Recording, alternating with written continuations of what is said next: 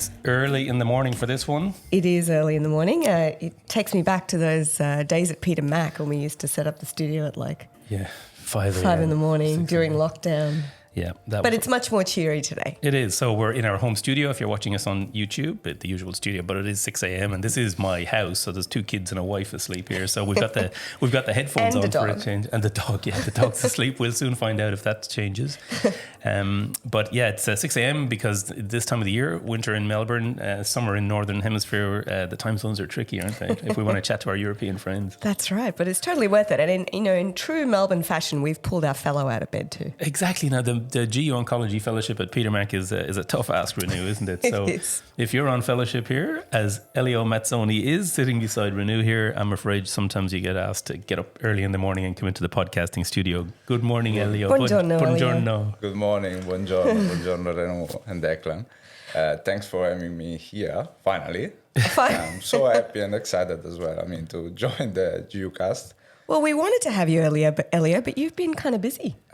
True. I was busy, indeed, very much busy because, I had a baby just a month ago. Yeah. And actually, it took a lot of my time. Yay. Little Leo.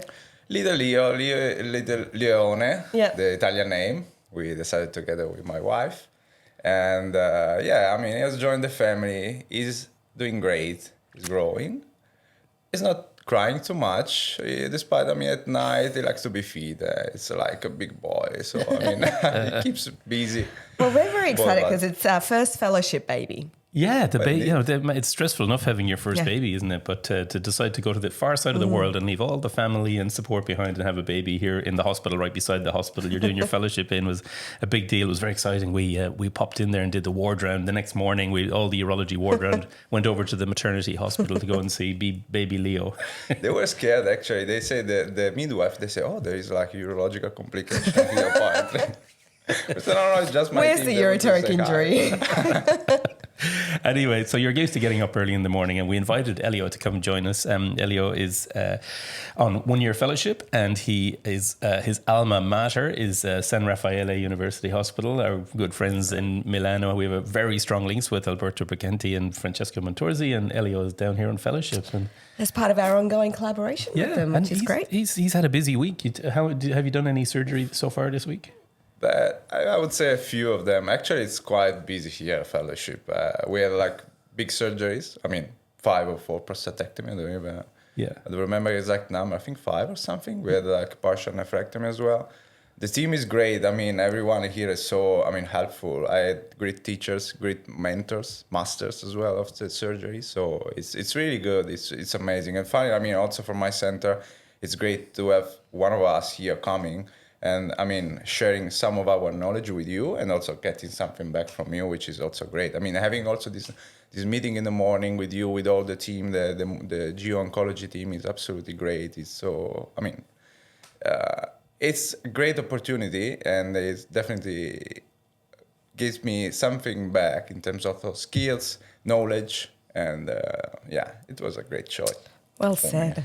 Good to hear. And so, because I was operating with him on Monday and Tuesday, and he did 4 prostatectomies. The whole thing, beautiful job. I'm learning from him. He's not learning from me. Thanks, Declan. So kind. But anyway, on to the topic of the day, the EAU guidelines. For prostate cancer. It's a very interesting one to talk about, and we really wanted to dedicate a podcast to this because there've been a lot of changes and changes where it matters to practice. So we wanted to get the superstars of the EAU guidelines to join us today. Yeah, and I'm sure for very many of you listening out there, you're very familiar with the EAU guidelines, whether you're a urologist, medical oncologist, radiation oncologist. They are very well known, and they're formally endorsed by very many international societies, including here in Australia. They are the official guideline of our urological society. So every year at the EAU annual meeting, any updates are presented, and the prostate cancer one gets updated every year.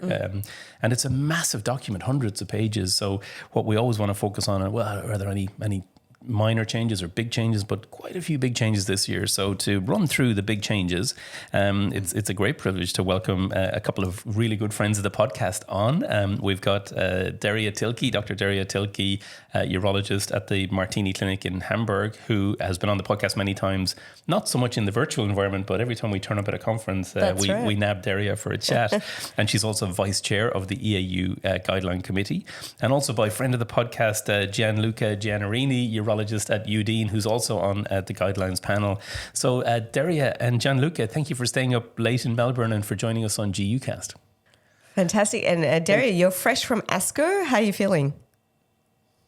I came back yesterday, and this morning 6 a.m. flight to Holland, Noordwijk, to work on the EAU 2025 annual meeting. Because you're on that scientific meeting as well, of course. So yeah, that's very exciting. And Gianluca, welcome. Thank you for joining us. Yeah, thank you very much, and Declan and Renu. So we are very happy to be hosted by the king and queen of the podcast. So because we also remember this trick at the AU in Paris. So yes, nice, that was a fantastic meeting, wasn't it? And it's always a pleasure to chat with Gianluca. He's a big fan of the podcast. I love that.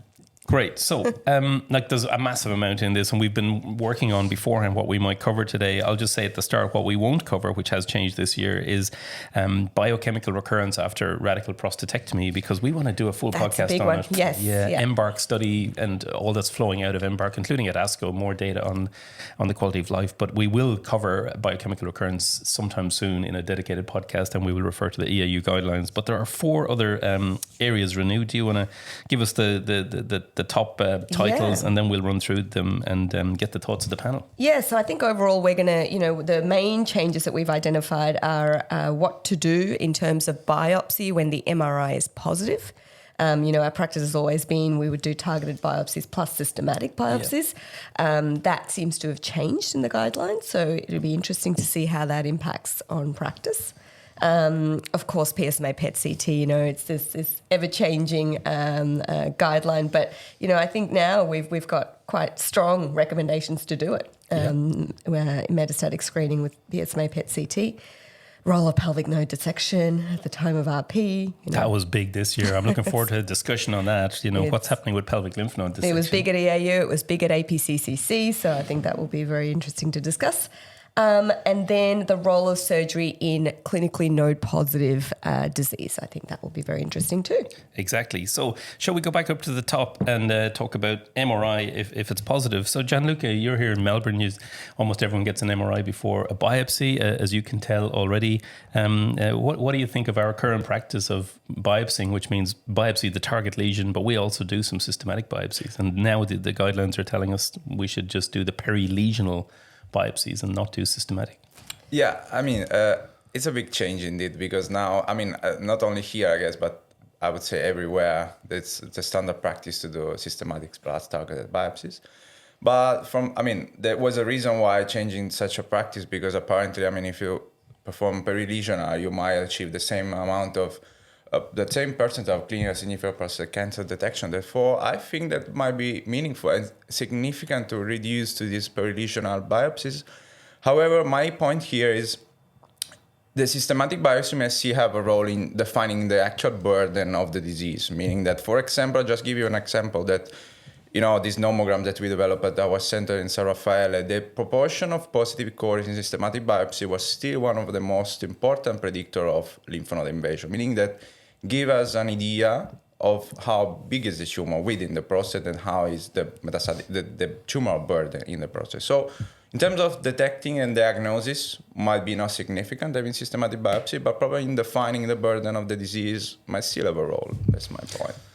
So Derya, tell us, what was the process for the guideline committee deciding to change the recommendation on targeted plus systematic in favor of targeted and perilesional? Yes, so as also explained in the guideline text, it was mainly based on a meta-analysis and a few retrospective and prospective analysis. The meta-analysis included 8 studies, which basically showed no difference in detection of isograde group 2 or higher in the MRI-targeted plus perilesional biopsy approach compared to the MRI-targeted and systematic biopsy approach. At the same time, when you compare MRI-targeted plus perilesional to MRI-targeted only, you detect more significant prostate cancer. And that was basically the reason for this recommendation. Also, I want to highlight that there's a slight other difference in the recommendation. While it said in the previous version that when MRI is positive, which means PIRATE 3 or higher, combined targeted and systemic biopsy, now it says when MRI is positive, and that means in this case PIRATE 4 or higher. So that changed too. Yeah. And what's important here is that in case of PIRATE 3, the guidelines recommend a risk-adapted strategy, also taking into account PSA density. Yeah, that's an important point, isn't it? Now MRI positive means greater than 4, so... Yeah, exactly. So it really raises questions. Because if you have a radiology practice that's sending you a lot of PIRADS 3, then like 20-30% of your MRs are PIRADS 3, which they shouldn't be. You have to ask questions then about quality of MR. The 3s we should be trying to stamp out. Gianluca, what do you think of this guideline recommendation, and what do you do in your clinical practice? So I'm very happy to know that the guidelines has embraced what the PIRATS committee was already recommending in 2019 in a document published on European Urology. And you probably remember that discussion on the penumbra targeting. So the PIRATS committee recommended for biopsy-naive patients with PIRATS 4 and 5, so no longer 3, 4 and 5, as a recommended strategy, the targeting of the lesion and the penumbra, the targeting of the penumbra, which is the same perilesional. So recommendation. And of course, I think this is probably the right way to go. Now we have 5 years or more robust data, and I think the decision of the guidelines is really timely. And probably we have lots of benefits in doing only perilesional and lesional targeting. So probably we should not be striving for an hyper-precise targeting with the software-based platforms.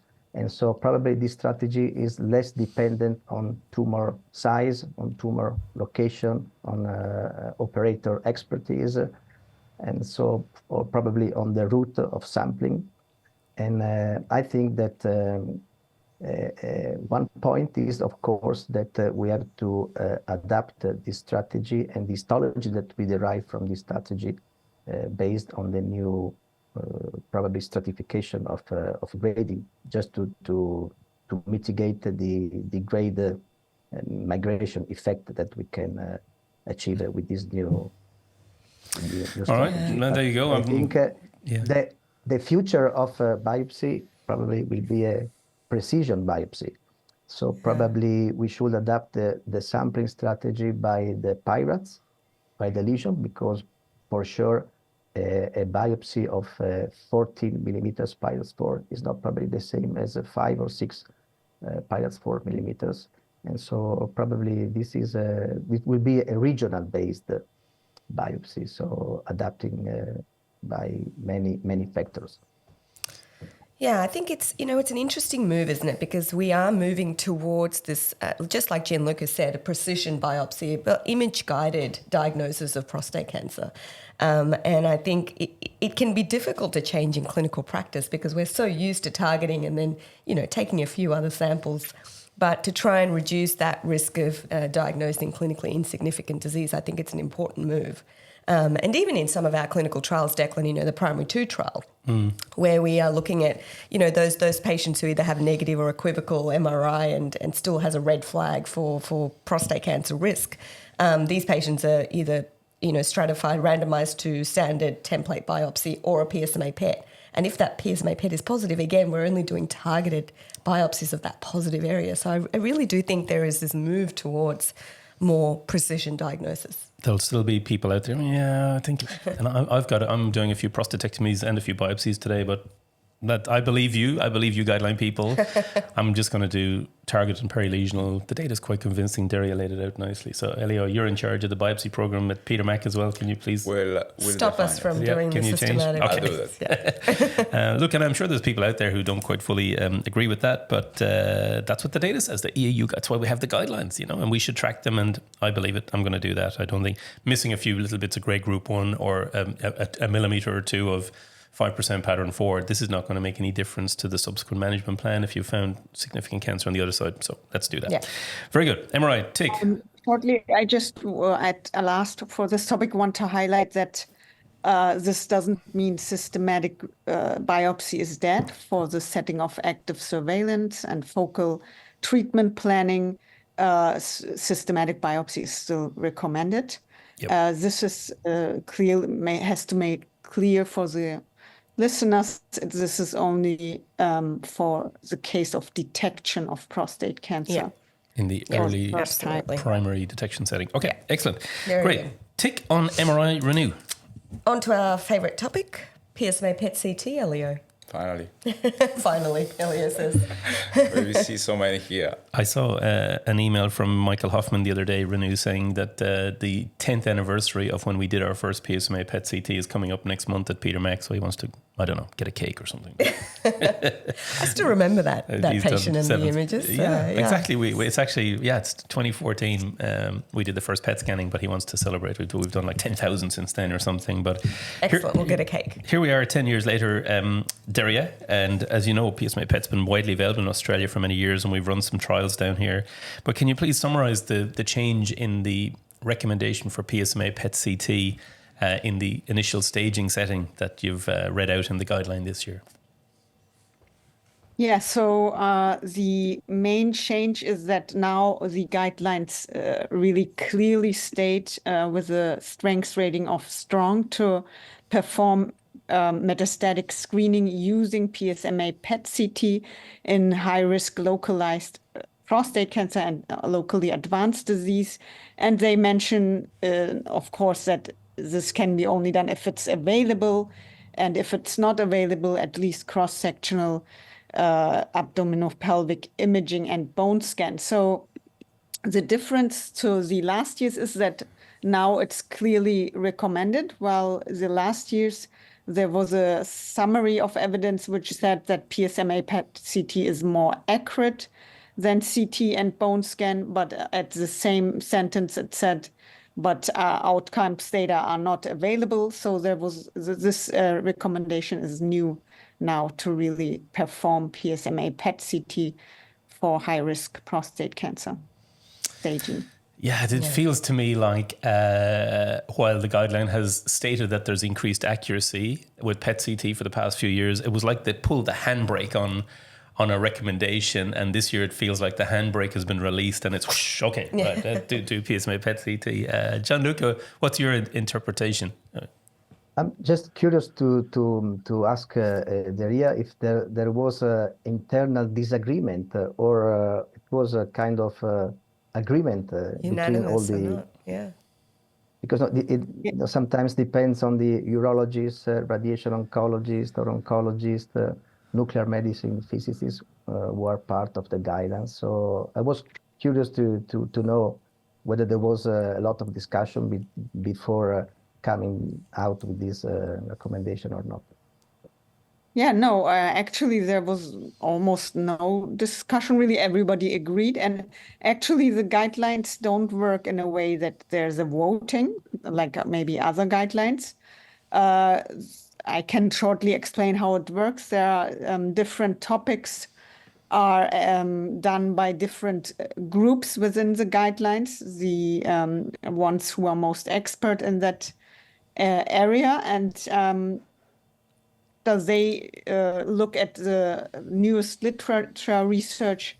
They come up with new recommendations, and also after a recommendation, there has to be a strengths rating form, which really lists the data why this recommendation has been given. And this is then presented to the whole panel. And most of the time, actually, we agree. So there are not no major fights within the guideline panel, surprisingly, although there are some controversial topics. Once the evidence is presented, most of the guideline panel is convinced. And this was also the case in the PSMA PET-CT recommendation for staging.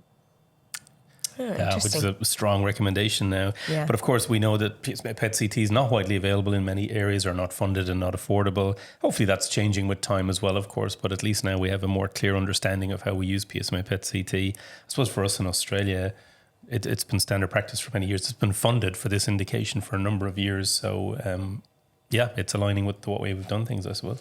Yeah, exactly. And Elio, I think it's important to mention that this is for the high risk diseases, isn't it? What about the diseases that are lower on the risk profile? What's been your experience here? Well, here the PSMA PET is generally also recommended intermediate. I think also in this year it was also recommended for the intermediate risk was included as well. So I agree that intermediate and high risk is absolutely need for PSMA PET, because it gives you also an information idea of what you're dealing with, so which disease you are in front of. In terms of low risk, of course, we must debate, and probably most of these patients at low risk won't even be managed with an active treatment. So it's absolutely reasonable to hold on with the PSMA PET and just keep monitoring with an active surveillance approach. And then in case they progress, absolutely agree with a further PSMA PET probably in the later future. Also from a reimbursement perspective here, I see that actually you're allowed to perform only one PSMA PET on a lifetime. So I mean, it's good to have one at the right time, and probably when you get to the intermediate or high risk, may absolutely be reasonable to get one. Yeah, and you're allowed 2 more if you have biochemical recurrence. Sure. So, but you're right. Yeah, so that's really, I mean, it's off topic today because this is for initial staging for regional and metastatic disease. But what we do a lot in Australia is we are very interested in what the PSMA is showing within the prostate. That's from our experience with the primary trial and now the primary 2 trial. And we have an active surveillance trial called Confirm as well. So, because we have a lot of knowledge from those trials about the relationship between SUV max and what the pathology is showing, etc. Sometimes we will use it in sort of an active surveillance setting, especially for grade group 2 cancer, where we think, we don't need to treat this, and if the PET scan is completely bland, that's reassuring. If it lights up with a high SUV max, we know that, probably there is more significant disease. So that's slightly off guideline, but nonetheless, the strengthening of the guideline means that the role of PSMA PET-CT will become more bedded into practice around the world, I think. Exactly. And Gianluca, what's your practices? Have you moved completely to PSMA PET-CT for these high-risk staging? And so we've started 1 month ago exactly to use PSMA, and now we are part of an internal protocol offering a patient with unfavorable, intermediate risk, and high risk. Yeah. And so I think we are in the process now, and our nuclear physicist just to read correctly the scans and to overcome the pitfalls that are normal with the initial process of reporting. But I think we will use more and more the data that we will gather from this imaging in terms of pelvic dissection, which is the next point to discuss. Yeah, I think Gianluca raises a good point, because even though the uptake of PSMA PET is almost universal in Australia, around the world, I think the challenge still appears to be interpretation, even if it is available. I think, it makes the case for embedding the nuclear medicine physician in the multidisciplinary team, and it's very important for them to get feedback on what these cases end up being as well, what the outcome of these cases are, so they can better prepare for the future readings. And it is great to see that handbrake released. Sorry, Derya, go ahead. I have a short addition just to what Elio said. So in the guidelines, while it is with a strength rating of strong for the high-risk disease, for intermediate, it's mentioned that performing it in intermediate risk, but with a weak strength of rating. Which is so fair it's enough. Not so clear. Yeah, Exactly. that's reflecting the lack of strong data, isn't it, to support it in that setting? You have to. So when we ran the Pro PSMA trial, we included unfavorable intermediate risk and high risk, not favorable, because that barely needs any staging, really. But we were quite surprised when the reimbursement came in Australia. They just said all intermediate. So we actually tend to use the favorable intermediate risk more so for looking within the prostate. Can we de-escalate, etc. And we have trials running in that setting. Exactly. Okay, good. And it is great to good. see that handbrake released, because it was one of the most annoying things in the last 2 years, Derya, is, having to stand up and show the guidelines saying, yes, there's superior accuracy with PSMA PET CT, but make sure you don't act on it. Make sure you don't, if you see those retroperitoneal lymph nodes on that PET CT, make sure you don't act, don't take it into account. And it always just, I know it was just trying to more accurately reflect data, but it's welcome to see that Definitely.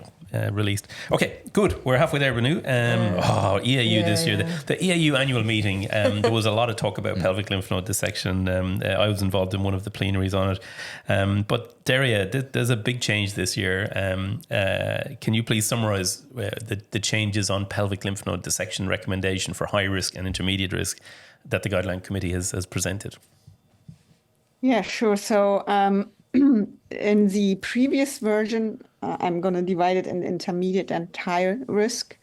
In intermediate risk, in the previous versions, it said to perform an extended pelvic lymph node dissection based on predicted risk of lymph node invasion using validated nomograms. For example, if the risk exceeds 5%, then perform extended pelvic lymph node dissection. And now it's totally different, because the part of the lymph node dissection completely disappeared in the intermediate risk patients. So when there's the recommendation for surgery, it talks about offer radical prostatectomy to patients with a life expectancy of above 10 years.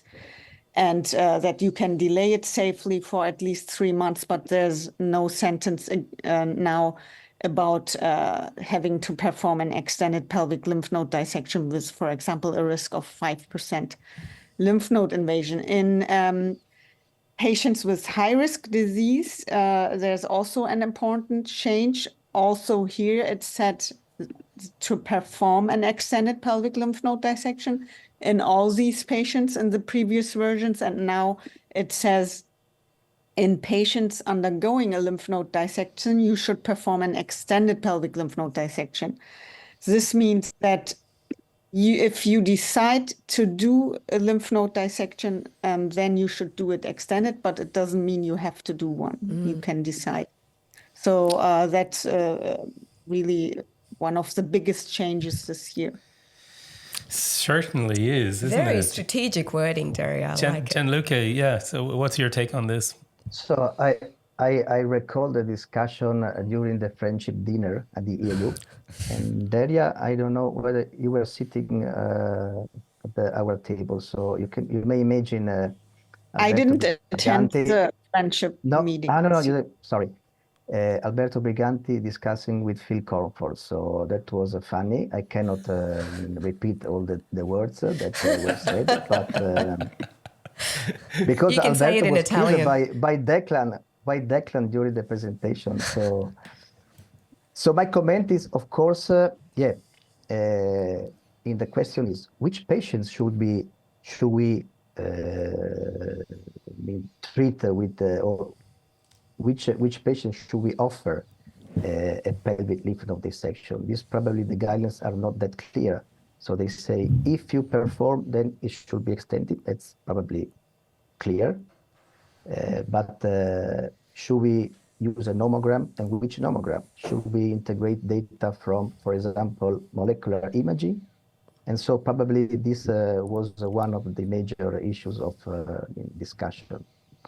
And of course, we are all waiting for the data from the probably only good recruiting trial the memorial Sloan Kettering RCT led by Karim Touget, so no lymphadenectomy versus extended lymphadenectomy. So probably this might change our practice. It's difficult to say. So we have to see the data and then to see the day after the data. But I think trend worldwide now is moving towards an omission of the PLND. That's a clear trend. And some centers are starting to omit systematically in all risk strata the pelvic lymph node dissection. But I think having my background, being trained at Bern University when Dr. Studer was there, so I cannot forget the knowledge. But probably some patient could be cured by PLND. The problem is again which patients. Probably the high risk, probably not, because probably they have already a micro metastatic bone disease. Probably the intermediate risk, for sure. Low risk, no. So I think there's a lot of questions still obsessing us urologists. Oh goodness! And Elio, I mean, this is a favorite topic for you, Sure. Coming from San Raffaele, and also a big component of your PhD. Indeed. What are your thoughts? From my part, of course, we worked a lot on this lymph node dissection. We, as a group, we publish all these nomograms, of course, trying to select this patient. And again, for us, it's a little bit a big change indeed, because now the lymph node dissection, suddenly disappear from the strong recommendation. And again, I think it's reasonable, of course, to think about reducing limited more the number of lymph node dissection, because of course we always need to bear in mind that it might be more because complication for patient and so on. But on the other hand, as Gianluca was saying, there might still be a proportion of patients who might still benefit from a lymph node dissection, I think. And the integration with the data from PSMA PET would be important, I guess, because here we might definitely find a subgroup, maybe still using some nomograms, as the last that we published together with Giorgio, using the data from the PSMA PET. Indeed, I think this might be a very precise model, validated model, of course, which can provide an indication, and even more, which patient could also benefit from an oncological perspective in terms of survival. Again, it's an open discussion, I guess. It's not closed, definitely, I would say, but we'll see what's going on and what would be the upcoming data also in terms of prospective trials, and we'll see what will be the results. And we did chat with Giorgio, didn't we, about the when that paper was released, and it does seem like there's been a little bit of shift in mentality, even from the great San Raffaele Center, where there is, of course. We are also trying to reduce as much as we can, and on the other hand, as you mentioned, Renu, we were working in my PhD. We were working also in this new radio-guided approach for PSMA, for lymph node dissection. We were using PSMA tracer for guiding PLND during the primary treatment. And I think that might be also topic of course, we are talking about patients most likely with negative PSMA PET, but in case of positive, and we probably touched the topic thereafter, we might have a role in probably just targeting positive nodes in case of very limited positive spots at PSMA PET. So, I think that might be also in terms of precision treatment, also that might be also an opportunity to treat precisely the positive nodes. We're using this novel methodology. But again, this is preliminary data. So we'll see what will be the results soon. And I think that would be definitely a big change also in this setting. I agree with you, Elio, and I think probably the solution could be the sentinel lymph node biopsy concept that, has revolutionized, for example, the penile cancer treatment or the breast cancer. So probably next could be prostate. And prostate was always debate. The individualized treatment, no? Because, you can tailor and perform the lymphadenectomy only in those patients that have a positive node. So, of course, there's a complete field to explore. But you're very quiet, Declan. Well, What's wrong? I stood up on the big stage of the EAU and said, the sun is setting on pelvic lymph node dissection. This is the year. And thank you to the EAU guidelines, because the guidelines only came out the day before. We were kind of, I was getting on the plane in Melbourne. Oh, here it is, just dropped. So I had like 24 hours of quiet on the airplane to totally digest it. I couldn't believe it, and how it changed. So look, it is a big change, and I'm happy to see the change, because I suppose we've long felt that the widespread nomogram-driven use of lymph node dissection, especially for us in the PSMA era, probably means a lot of patients are having useless lymph node dissections with morbidity and no benefit. But I think what's interesting about the guidelines changing so much is that to change back up again, that guideline committee requires strong evidence then to go back up. It will require prospective randomized trials to be recommending pelvic lymph node dissection for select patients. That's a good thing. So it's reset the bar, and then to move the bar back up, it'll be really based on benefit to patients. Derya, do you want to make any final comments on that? In your institution, you're a super high volume prostate cancer surgeon, and you do a lot of pelvic lymph node dissections in Martini Clinic. So what's your take on it in your own practice now at the Martini Clinic? Yeah, so actually, because Gianluca mentioned the MSKCC study on no dissection versus lymph node dissection, we have our own study which actually finished recruiting with more than 1,500 patients in intermediate risk prostate cancer lymphadenectomy versus no lymphadenectomy, and we are waiting for the follow-up of these patients, and it will be exciting to see the results.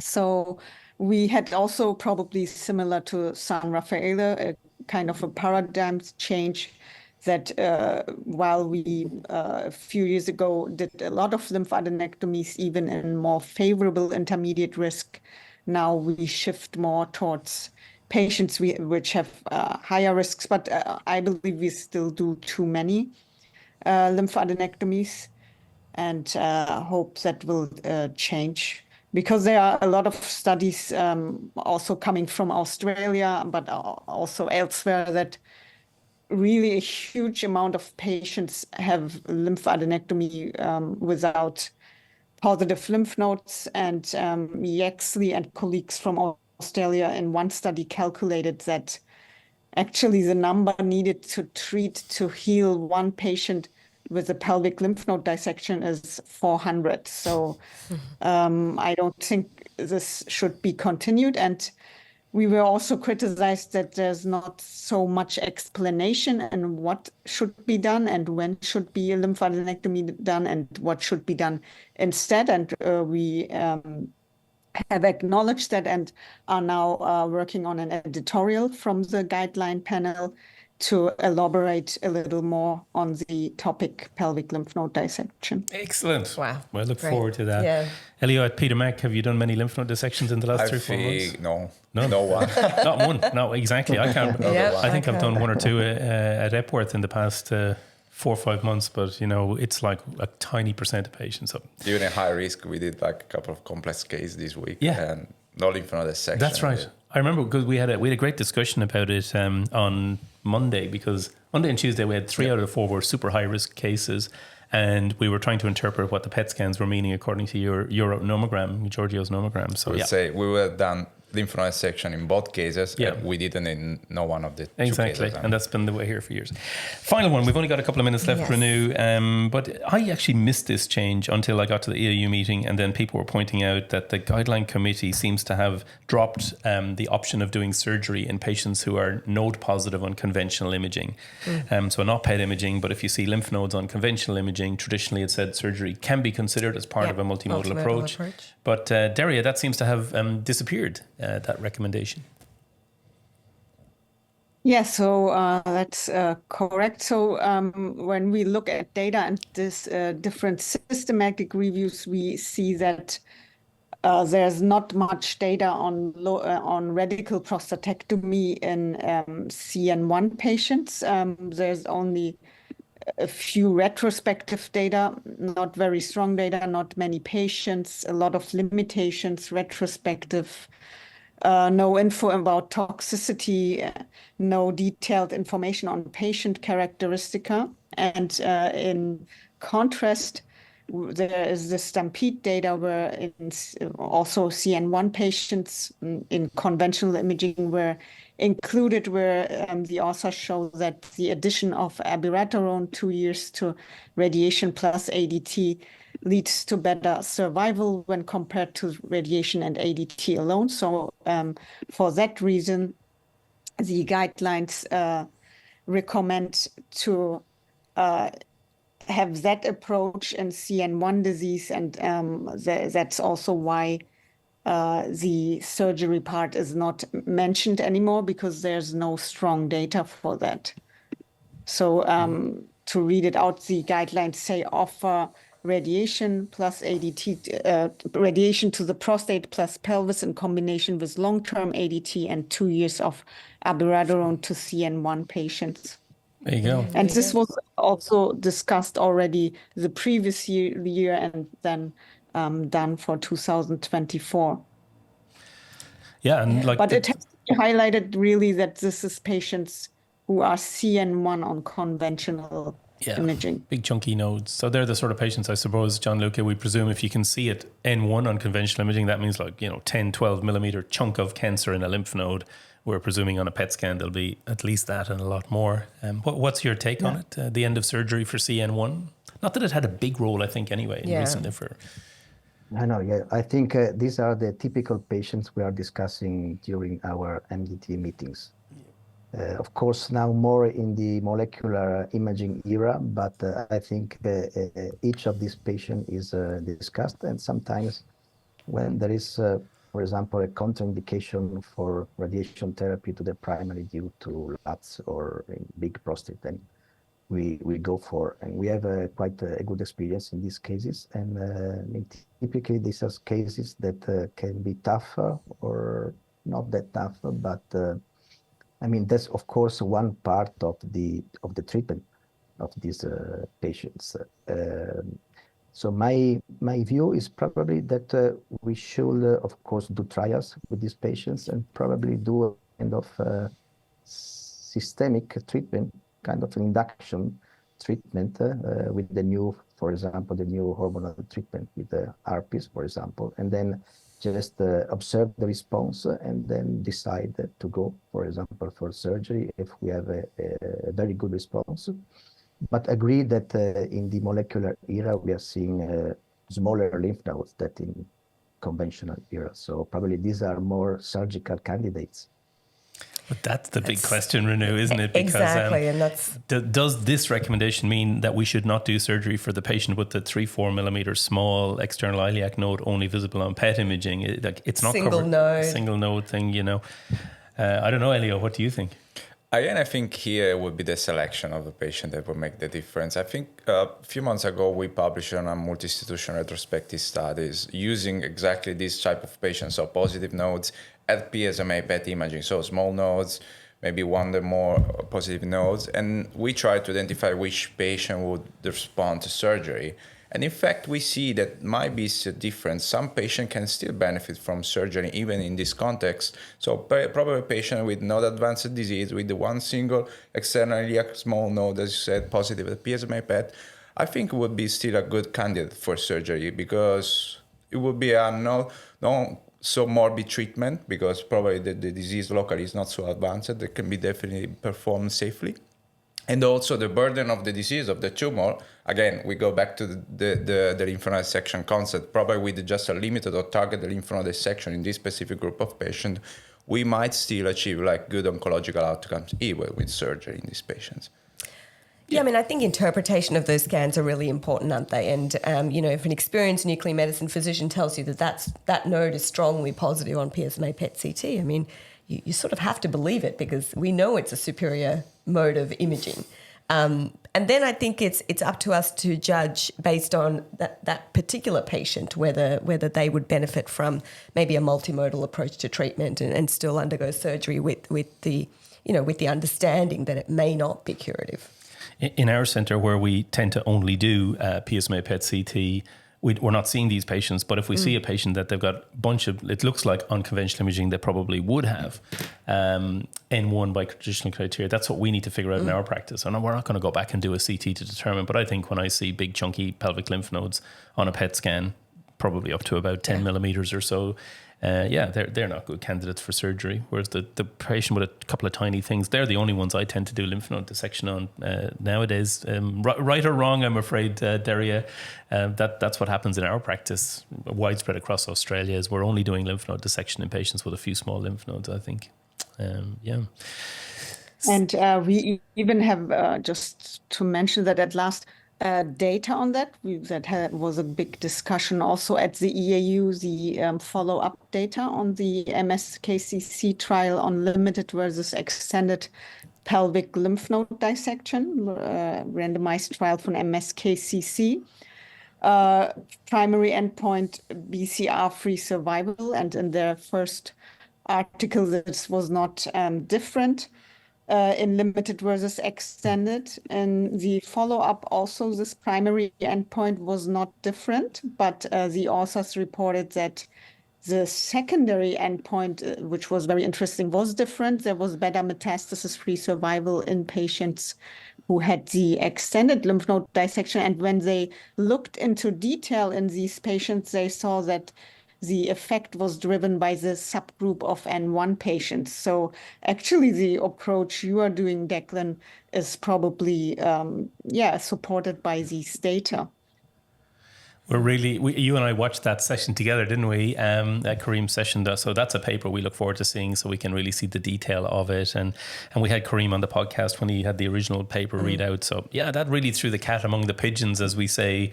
We went from one plenary where we were arguing and highlighting the EAU guidelines, saying we need to do less pelvic lymph node dissection, and then we walk into Kareem's session. But again, we need to see that in press to see what finally gets through. Look, that's great. Thank you very much. Thank you very much, all friends, Gianluca and Derya, for joining us. I really enjoyed that chat. You can never do a quick podcast on prostate cancer. It's true. You just say, we're only doing the top end. I mean, the document is amazing. So congratulations to you and your fantastic guideline committee colleagues, Phil Cornford and everyone on the committee, and everyone else on the wider guidelines committee, Gianluca, the dissemination committee, EAU guidelines, just such a tour de force every year. So, and it's a lot of work, isn't it, Derya, to give us this sort of to try and give us this clarity. There's a lot of work behind the scenes. Yeah, it sure is. And to Maria Ribal and everyone else in the guideline committee office, well done. So that's all we got time for, I think. Thank you, Elio. Thank you, Elio. What are you doing for the day now? Come on, it's what time? It's coming up to 7 a.m. I'm going to the operating theatre shortly. What are you doing? Let me see. I think today we have some minor stuff. Like Friday. Big surgery. But first I have to come back to feed the baby, I think. That's your main job right now. Right. Fantastic. Well, that's all we have time for here on this episode of GUcast. We hope you enjoyed that. We are going to go and look at some of the other guidelines, because it's so important to EAU. So we will reach out to the other oncology guidelines from the EAU this year and do some quick chats on them in the coming months as well. So thanks, Derya. Gianluca. Thank you very much, Pleasure to have folks. you. Take care. Thank you. Thank you for having us. Thank you. Bye-bye. Bye. Bye-bye.